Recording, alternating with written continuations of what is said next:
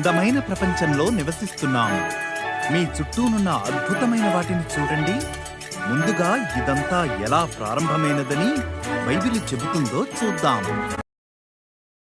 మొదట్లో దేవుడు ఆకాశములను భూమిని సృజించెను.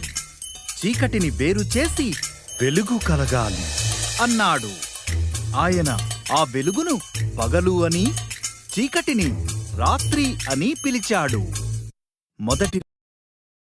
తరువాత దేవుడు పైనున్న నీటిని, క్రిందున్న నీటిని వేరుపరచుటకు ఒక విశాలమును కలుగజేశాడు. ఆ విశాలమును ఆకాశము అని పిలిచాడు. రెండవ రోజు అయిపోయింది.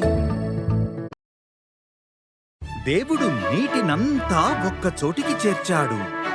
అప్పుడు ఆరిన నేల కనిపించింది. ఆయన ఆ నేలను భూమి అని, నీటిని సముద్రములు అని పిలిచాడు. తరువాత ఆయన గడ్డి, ధాన్యము మరియు పండ్లనిచ్చే చెట్లు చేశాడు. మూడవ రోజు అయిపోయింది. తరువాత దేవుడు ఆకాశములో జ్యోతులను చేశాడు. ఆయన పగటి కోసం సూర్యుడిని, రాత్రి కోసం చంద్రుడిని మరియు నక్షత్రాలను చేశాడు. నాలుగవ రోజు అయిపోయింది. దేవుడు నీటిలో ఈదుటకు చేపలను, ఆకాశములో ఎగురుటకు పక్షులను చేశాడు. పిల్లలను పుట్టించండి, నీటిలో ఆడండి, పాటలతో నింపండి అని ఆయన వాటితో చెప్పాడు. ఐదవ రోజు అయిపోయింది. తరువాత దేవుడు జంతువులను చేశాడు. ఆయన పశువులను, అడవి జంతువులను, భూమిపై ప్రాకు పురుగులను చేశాడు. అన్నిటికంటే విశేషమైనది ఇంకొకటి చేయాలి అన్నాడు దేవుడు.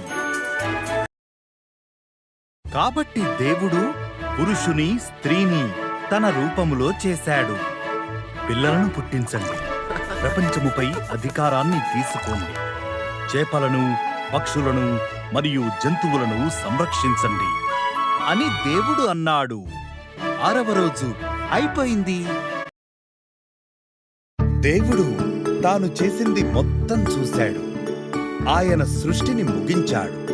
ఇది చాలా బాగుంది అన్నాడు. ఏడవ రోజు ఆయన ఏ పని చేయలేదు. ఆ రోజును ప్రత్యేకపరిచాడు. ఏడవ రోజు అయిపోయింది.